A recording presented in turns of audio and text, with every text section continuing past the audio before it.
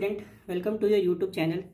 आज की क्लास में financial statement of not for profit organization में आज जो हमको सीखना है वो हमको ये सीखना है कि financial statement of not for profit organization के कितने टाइप के अकाउंट बनते हैं। तो या हम ये बोल सकते हैं कि financial statement of not for profit organization का कौन कौन सा स्टेटमेंट हमारा बनता है। तो आप लोग यहाँ पर लिखेंगे, जैसे मैं लिख रहा हूँ उसको लिखते जाइएगा, ठीक है बच्चों। Financial statement of not for profit organisation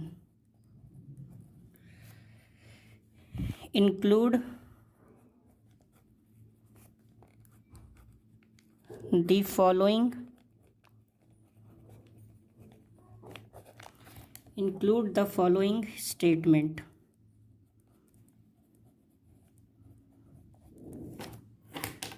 Point number 1,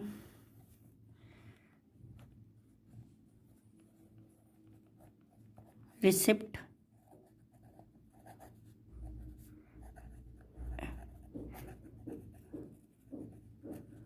and payment account.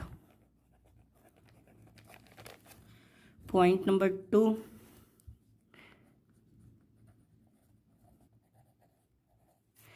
income and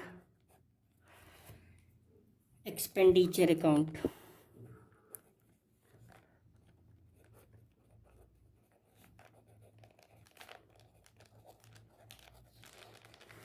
Income and expenditure account, and then in this balance sheet is prepared.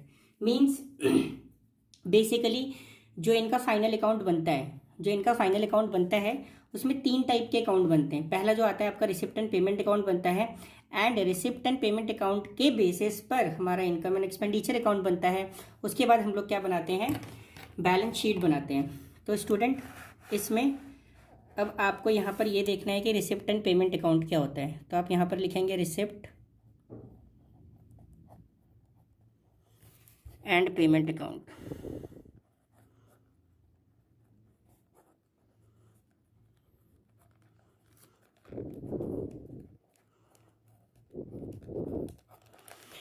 बच्चों, रिसिप्ट एंड पेमेंट अकाउंट में सबसे पहले पॉइंट नंबर 1 ये क्या होता है, it is the summary. ठीक है बच्चों, it is the summary of the cash book.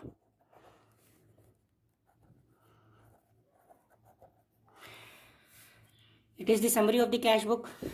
इस पॉइंट से ही आपको समझ में आ जाता होगा कि जो हमारी कैश बुक होती है उसके बेसिस पर ये बनता है, और ये पूरा इंडिकेट करता है कि पूरे साल में जो हमारा कैश बुक बना है उसके बेसिस पे जो हमारा रिसिप्ट एंड पेमेंट अकाउंट बनेगा वो पूरा एक समरी उसका बताता है। जैसे कि मान लो फॉर एग्जांपल मैं आपको बोलता हूँ रेंट। अगर आप कैश बुक में देखेंगे, कैश बुक में अगर आप रेंट को देखेंगे तो रेंट क्या होगा अगर आपने मान लीजिए अप्रैल के मंथ में रेंट पे किया होगा फॉर एग्जांपल 5000, फिर आपने अप्रैल के बाद मई में रेंट पे किया, जून में रेंट पे किया, जुलाई में रेंट पे किया, ऐसे करते करते करते क्या हुआ, आपने 12 महीने रेंट पे किया। तो कैश बुक में क्या होता है कि हर महीने का रेंट उसमें लिखा रहता है। जैसे कि मान लीजिए अप्रैल में भी पेमेंट हुआ होगा तो अप्रैल लिख के वहाँ पर 5000 लिख दिया होगा, फिर मई लिखा होगा, फिर 5000 लिख दिया होगा, है ना, फिर जून लिखा होगा, फिर 5000 लिखा होगा। लेकिन रिसिप्ट एंड पेमेंट अकाउंट में क्या होता है, रिसिप्ट एंड पेमेंट अकाउंट में ये नहीं होगा। रिसिप्ट एंड पेमेंट अकाउंट उसकी समरी बताती है, मतलब total of rent, total rent कितना पे किया होगा उसने पूरे साल में, टोटल रेंट पे किया होगा 60,000। तो जो हमारा रिसिप्ट एंड पेमेंट अकाउंट बनेगा वो payment, receipt and payment account बनेगा तो वो पेमेंट साइड में आपका कितना हो जाएगा, कितना हो जाएगा बताइए, 60,000 हो जाएगा। ठीक है बच्चों, तो रिसिप्ट एंड पेमेंट अकाउंट क्या बताता है, it is the summary of the cash book. इसी तरीके से रेंट होगा या एम्प्लॉय का सैलरी होगा। एम्प्लॉय की सैलरी भी कंपनी क्या करती है, हर मंथली पे करती है, तो उसका ये पूरा समरी बताता है। और एक चीज़ बच्चों याद रखिएगा, जो कैश बुक में होता है दो टाइप के ट्रांजेक्शन्स रिकॉर्ड होते हैं, एक रिपीटेटिव नेचर, एक non repetitive nature. Repetitive nature transaction क्या हो गया, जैसे मैंने आपको अभी रेंट का एग्जांपल दिया था, वो आपका रिपीटेटिव नेचर का हो गया। मैंने आपको एम्प्लॉय का सैलरी का एग्जांपल दिया, वो आपका रिपीटेटिव नेचर का ट्रांजैक्शन हो गया, ठीक है बच्चों। और नॉन रिपीटेटिव नेचर, जैसे कि आपने फर्नीचर सेल किया, तो फर्नीचर सेल करना या फर्नीचर परचेज करना कंपनी का कोई डेली का तो काम होगा नहीं, तो ये नॉन रिपीटेटिव नेचर के ट्रांजैक्शन हो गए। और ये कंपनी का डेली का काम कब तक नहीं होगा, जब तक कि कंपनी उस टाइप का बिजनेस ना कर रही हो, ठीक है बच्चों। तो ट्रांजैक्शन हमारे दो टाइप के होते हैं, एक हमारा होता है रिपीटेटिव नेचर, दूसरा होता है हमारा नॉन रिपीटेटिव नेचर। तो रिसिप्ट एंड पेमेंट अकाउंट में ये दोनों चीज़ें दिखाई जाती हैं, रिपीटेटिव नेचर की भी, नॉन रिपीटेटिव नेचर की भी। तो ये बात आपको समझ में आ रहा होगा कि it is the summary of the cash book. और पॉइंट नंबर 2, इसका जो नेचर होता है, nature of the account, nature of the account is real account.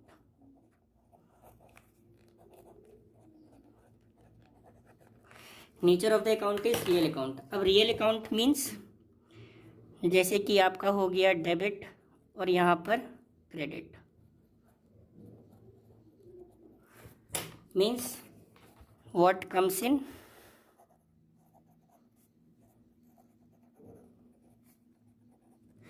और ये हो गया आपका व्हाट गोज आउट, ठीक है बच्चों। तो ये इसका जो नेचर है, ये इसका नेचर क्या है, इसका जो नेचर है, ये नेचर है इसका रियल अकाउंट। इसका नेचर कौन सा है, रियल अकाउंट है। और रियल अकाउंट का रूल क्या बोलता है, रियल अकाउंट का रूल बोलता है debit, what comes in will be debited, what goes out will be credited. तो अगर अब आपसे मैं बोलूं कि what is receipt and payment account, तो receipt and payment account is basically the summary of the cash book and the nature of account is real account, where all the debited all what comes in will be debited and what goes out will be credited। इसका meaning क्या हुआ, what comes in मतलब जितने भी हमारे cash receive होंगे, जितने भी हमारे कैश रिसीव होंगे उसको हमको क्या करना होगा, यहाँ पर डेबिट करना होगा। और जितने भी हमारे कैश पेमेंट होंगे उसको हमको क्या करना होगा, यहाँ पर क्रेडिट करना होगा। बात समझ में आ रहा है बच्चों, ठीक है, ये चीज़ आपको क्लियर हो गई होगी। और पॉइंट नंबर 3 में क्या बोल सकते हो आप, इसमें all cash received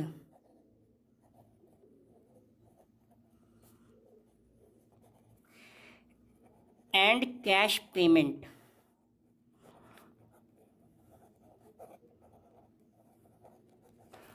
all cash received and cash payment transactions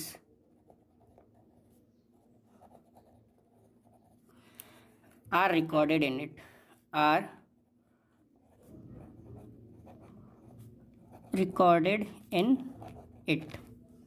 मतलब क्या हुआ कि हमारे जितने भी कैश, मतलब कि इसमें वो ट्रांजैक्शन रिकॉर्ड किए जाएंगे जिसका एक्चुअल में कैश हम या तो हमने रिसीव किया होगा या तो एक्चुअल में हमने क्या किया होगा, कैश का पेमेंट किया होगा, ठीक है बच्चों। ये बात आपको क्लियर है, ये बात आपको क्लियर हो गया। और point number 4, it record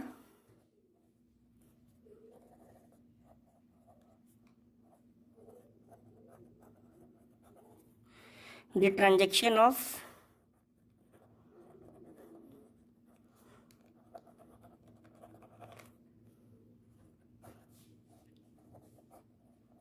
capital nature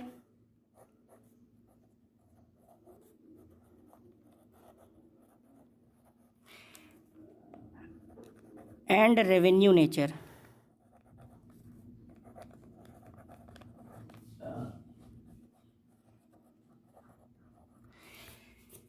ये कैपिटल नेचर और रेवेन्यू नेचर के ट्रांजैक्शन को क्या करता है, रिकॉर्ड करता है। देखो कैपिटल नेचर वो ट्रांजैक्शंस होते हैं जो बेसिकली बिजनेस को लॉन्ग टर्म में बेनिफिट देते हैं।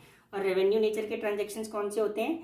जो डेली बेसिस के ट्रांजेक्शन्स होते हैं, या डेली बेसिस पे जो हमको इनकम होता है या जो हमारा एक्सपेंस होता है वो हमारा रेवेन्यू नेचर का ट्रांजेक्शन्स होता है। ठीक है बच्चों। पॉइंट नंबर 5 क्या हो गया?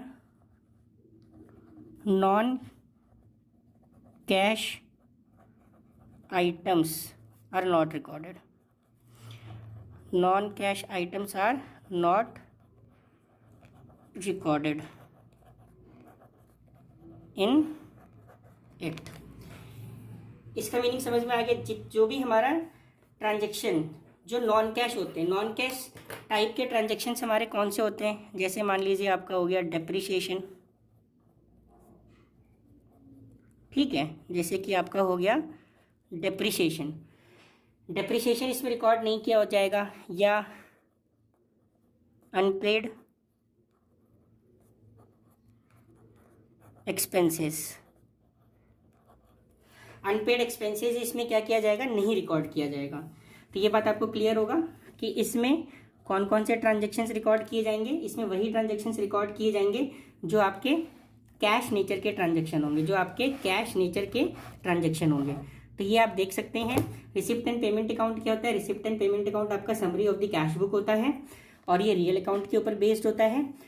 Debit what comes in, credit what goes out के कॉन्सेप्ट पे चलता है। All the cash received and cash payment transactions are recorded in it and it record the transaction of capital nature as well as revenue nature.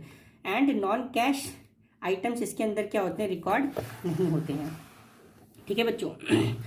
Now अगर हमें इसके format के बारे में समझना है इस और रिसिप्ट एंड पेमेंट अकाउंट में एक बात आपको और ध्यान में रखना है कि रिसिप्ट एंड पेमेंट अकाउंट हमेशा फाइनेंशियल ईयर के एंड में बनता है। ठीक है, और किसके बेसिस पे बनता है? कैश बुक के बेसिस पर ये बनता है। अब हम क्या समझेंगे कि रिसिप्ट एंड पेमेंट अकाउंट का फॉर्मेट किस तरीके से होता है। अब हमें यहाँ पर समझना है कि रिसिप्ट एंड पेमेंट अकाउंट का फॉर्मेट किस तरीके से होता है। देखो बच्चों, यहाँ पे आपको लिखना होगा रिसिप्ट एंड पेमेंट अकाउंट।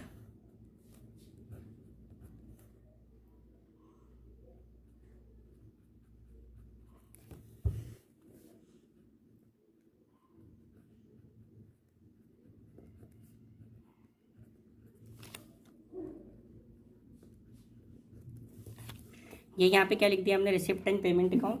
ठीक है बच्चों। फॉर द ईयर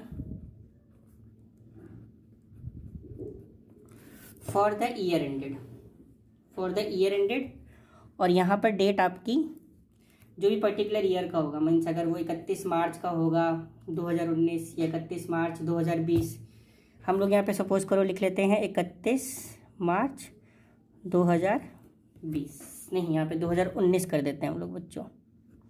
ठीक है,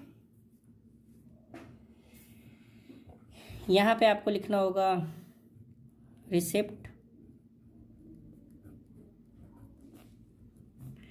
यहाँ पे आपको अमाउंट, यहाँ पर पेमेंट,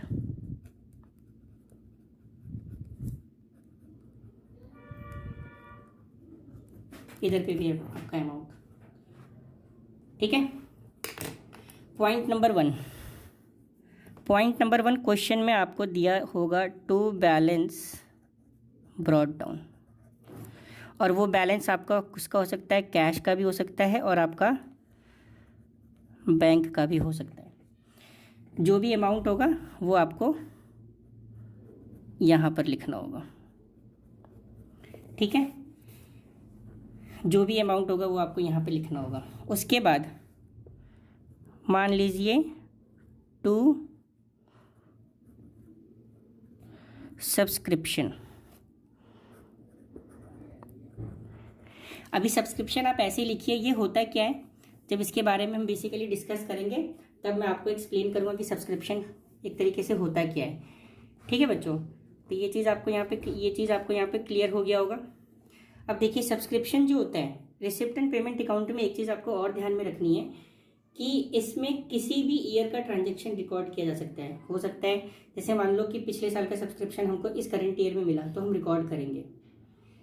नेक्स्ट ईयर का सब्सक्रिप्शन अगर हमें इस साल में मिल गया तो वो भी हम इसमें क्या करेंगे? रिकॉर्ड करेंगे। ये बात आपको क्लियर हो रही है? ठीक है बच्चों, तो सब्सक्रिप्शन ये किसी भी ईयर का हो, ये हम यहाँ पे रिकॉर्ड करेंगे। सब्सक्रिप्शन चाहे मान लीजिए आपका यहाँ पर करंट ईयर का हो, ठीक, या आपका प्रीवियस ईयर का हो,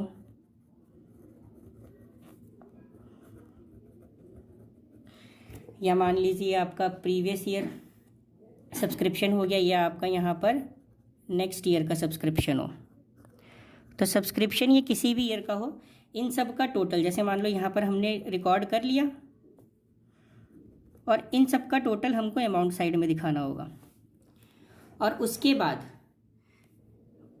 ऑल कैश रिसीव्ड, बस मैं यहाँ पे एक वर्ड लिख दे रहा हूँ, आपको समझ में आ जाएगा। ऑल कैश रिसीव्ड मीन्स जितने भी ट्रांजैक्शन हमारे कैश में रिसीव्ड होंगे वो हमको इस साइड में लिखना है। और पेमेंट साइड में क्या होगा बच्चों, जितने भी बाई ऑल कैश पेमेंट, जितने भी हमारे कैश पेमेंट होंगे वो हमको इस साइड में लिखना होगा। और लास्ट में यहाँ पर वही बाई बैलेंस कैरेट डाउन, जो हमारा कैश का फिगर होगा या जो हमारा बैंक का फिगर होगा। ठीक है बच्चों, और उसके बाद हम क्या करेंगे, इसका टोटल कर देंगे। ये हमारा यहाँ पर क्या हो जाएगा, इसका टोटल हो जाएगा। अब इससे आप कंफ्यूज नहीं होना। ऑल कैश रिसीव्ड का मतलब हो गया, हो सकता है कि कंपनी को डोनेशन मिला हो, तो डोनेशन हम रिसीव कर रहे हैं तो हमको यहाँ पे टू डोनेशन करके लिखना है। मतलब कि जितने भी आपके पेमेंट या जितना भी आप पेमेंट कर रहे हो वो आपको क्रेडिट साइड में लिखना है, जितना भी आप कैश रिसीव्ड कर रहे हो वो आपको डेबिट साइड में लिखना है। तो ये हमारा हो गया रिसिप्ट एंड पेमेंट अकाउंट।